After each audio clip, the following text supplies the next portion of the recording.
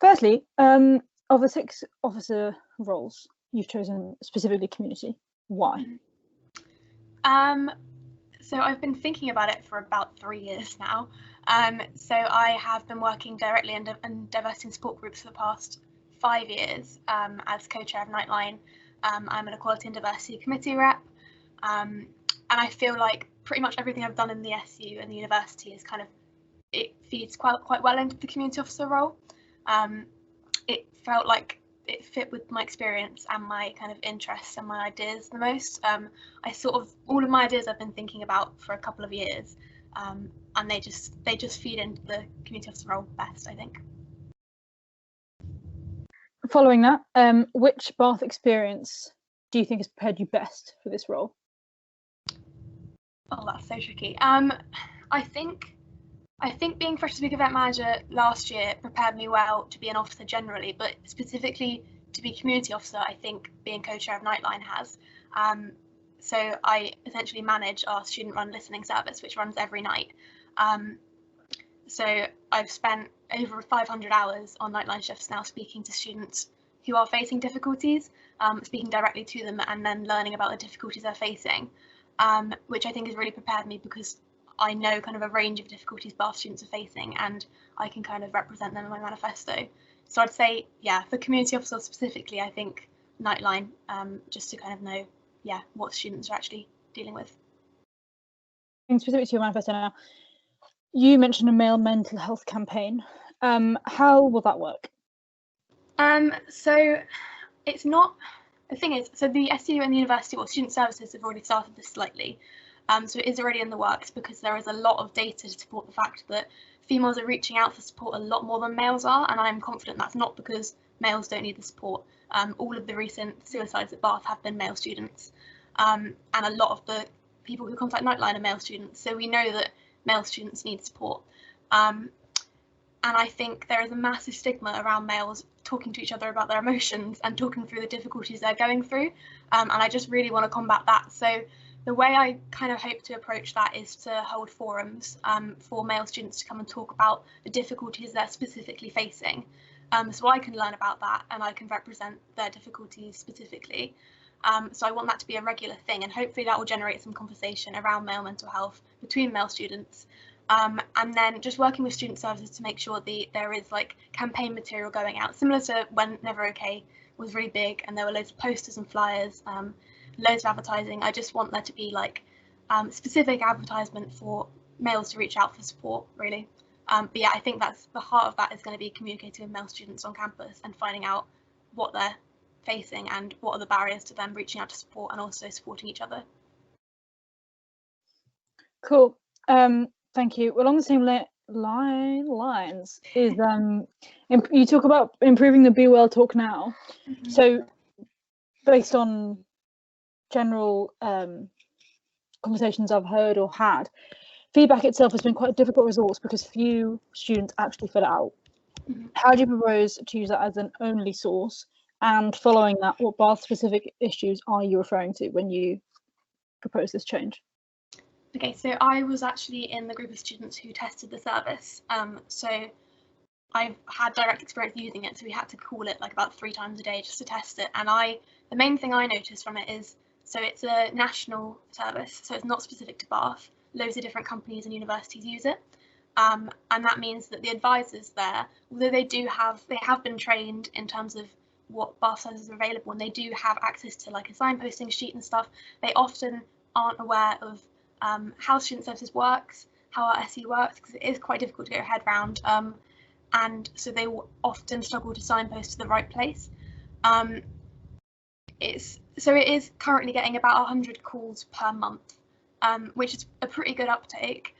But I do think, having spoken to quite a lot of people who have used the service and quite a lot of people who contact Nightline have also used the service because it's kind of similar, the feedback is generally that it is too generic. It's similar to calling like a national helpline, in the sense that you don't get specific response related to Bath. But I also do think the service is so useful and it's so brilliant that it's been introduced and it has some real clear strengths. So yeah, I think a more effective feedback system will be really useful, because at the moment the only way to really give feedback around it is just to email student services, which I have done a couple of times, but that's not something that most students would think to do. So having like a feedback system, whereas so after you've spoken to Be Well Talk Now, you can give direct feedback, is kind of the main thing, I think. And then yeah, getting the advisors trained properly in what services are available at Bath. Okay. You talk about signposting. How will the signposting go beyond the generic student services sign off that people get at the end of an email?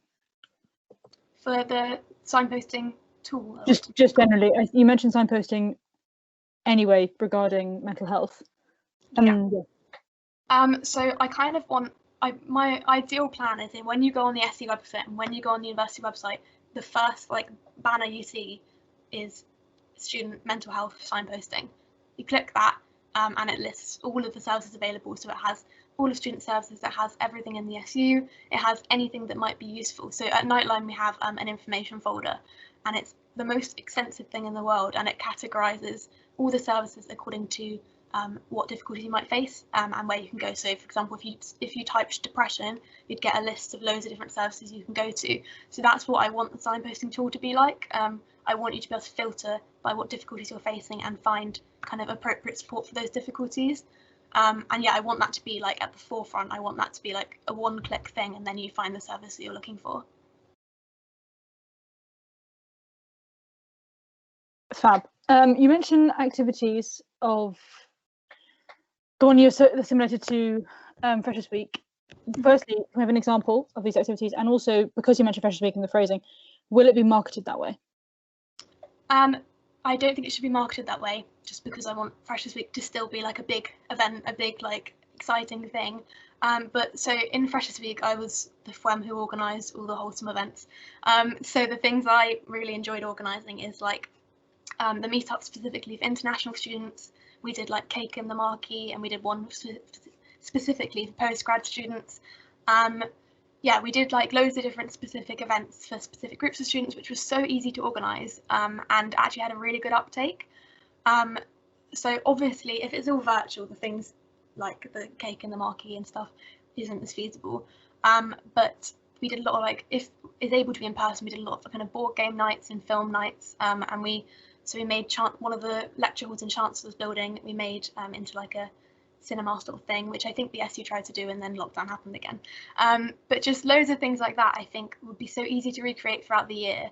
And also I think it kind of uses a preventative agenda, so rather than students getting lonely and then us dealing with that, from the start of when students join in September, I want there to be social events they can join the whole year round before they have an opportunity to get lonely, so they can meet people the whole year. And I also mentioned in my manifesto as well, I want those to be tailored to specific groups of students. So I want there to be some social events specifically for international students, specifically for postgrad students, mature students, and also different time zones. So a lot of international students at the moment can't come to a lot of the social events the SE is putting on because of different time zones if they're studying overseas. So I really want to tackle that barrier. With we're moving on a bit actually now. We're going to go into welfare more generally. With the diversity and support welfare, you mentioned LGBT counsellors, if I'm not mistaken. Sorry, yeah. A previous request and on previous campaigns I've asked for BAME counsellors, and you haven't mentioned that. Is this of equal importance? Is this based on some data about queer students requiring more help more vocally? Where does that come from? So it's actually, I want to put a relevant wellbeing advisor to each diversity and support group. So that will be all of the diversity and support groups. That obviously will include race equality group and will be a BAME student. I actually have a video coming out about that, which I do mention that in. So before the LGBT that I did put, for example, so it's just an example. And the reason I chose that example is just because I spoke to LGBT committee and they explained that is a point that they really resonate with and they really would like. For their trans group specifically, they really love a trans wellbeing advisor to provide external welfare support. So yeah, that is just an example, and I think I'd like it for all the diversity and support groups. So yeah, for race equality group, for like literally all the diversity and support groups, I think it'd be so useful to have external welfare support, because although our welfare officers are fantastic, they are just other students, and diversity and support groups need external support as well. Moving kind of on the same thing, but a bit specific. You mentioned you'd like an extension of the Never Okay campaign, which is we've already discussed anyway. But will there be a follow-up in terms of, for example, with this welfare provision? Would you offer abuse-specific counselling or some sort of mindfulness, so there isn't just awareness, but it's also a follow-up to the awareness? Yeah. So this is probably the manifesto point I'm most passionate about. I just think there's such a gap in understanding and support for abuse victims. So the way this, at the moment, the Never Okay campaign is being kind of expanded a little bit, so it's going to be called Be the Change, and it's all around harassment more generally rather than specifically sexual harassment, which is such a fantastic change, and it's so important. But I do want to see, kind of, especially given lockdown, I do want to see there being support for domestic abuse. So the way I'm hoping that will look, like, I think there is such a gap in understanding of what a healthy relationship is. So I'm hoping that we can put like posters in like the toilets that say, you know, does your partner make you feel trapped? Do you feel this way? Like those sorts of things that really resonate with students, and they can think like, oh, am I experiencing an unhealthy relationship? And they can then seek the support. So that will also feed into my signposting tool. So there'll be a space on the signposting tool for domestic abuse and unhealthy relationships, and there'll be clear places to go for that. I know that if you went to Wellbeing right now and you said, I'm experiencing an unhappy relationship, and you express these difficulties, they would support well. But it's more a gap, I think, in students' understanding of what an unhealthy relationship is and when it's okay to reach out for support, because yeah, I think it's something that people really don't know enough about.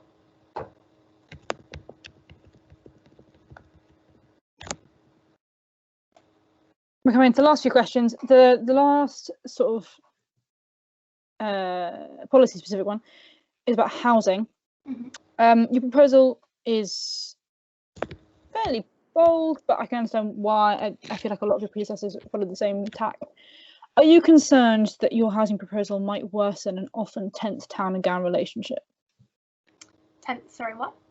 Town and gown relationship. So the relationship between the union and so students and Bath residents. Well, so my lobbying for individualised rent rebates is just for on-campus accommodation.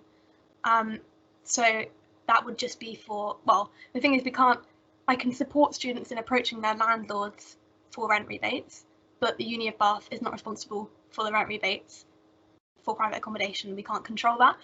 So I do want to support private accommodation in terms of that, and approaching your landlords for flexible contracts for next year, so that, fingers crossed, there isn't another lockdown, but if there is a bit of flexibility there. But in terms of on-campus accommodation, I just want to make sure that when lockdown restrictions are lifted, students don't feel like they immediately need to rush back to Bath because they're paying rent for accommodation in Bath and they feel like they need to be there, because obviously that puts themselves at risk and it could make rates go higher up. So just making sure that there are rent rebates beyond the lockdown period, so that it's not just lockdown's over and you can't get any money back anymore. It's a case of you can still stay at your family home if you'd like to, if you're more comfortable with that, and you can still get rent rebates a little bit longer than proposed. Fab. Okay, last two questions. What makes you better than your competition? So I think, I mean, I haven't seen my competition manifesto yet, so it's hard to say, but I think the main thing I'd say is I have 5 years of direct experience in diversity and support groups, and I think that is so central to the community officer role. As I said, I've spent 500 hours on nightline shifts. I know what difficulty students are facing, and I know the gaps in support, because where the gaps are in support, that's where students tend to come to nightline. I also have experienced quite a lot of my manifesto points come from the difficulties I've experienced firsthand, and it's been in the works for about 3 years, so all of my points are well researched and achievable. And I also have some great ideas of events we can do to reduce loneliness, having been Freshers Week event manager for 2020, because we really did have to think outside the box to recreate a pandemic-friendly Freshers Week. And I think it's just the case that I've been thinking about this for several years, and pretty much all of my experience feeds into it. I have a lot of experience in the SU, and I have a lot of knowledge about the difficulties students are facing, and I really want to tackle those difficulties. I have a strong passion to improve student experience. And also I'm a postgrad student and I've been an undergrad, so I have that unique perspective on the difficulties faced by undergrads and postgrads.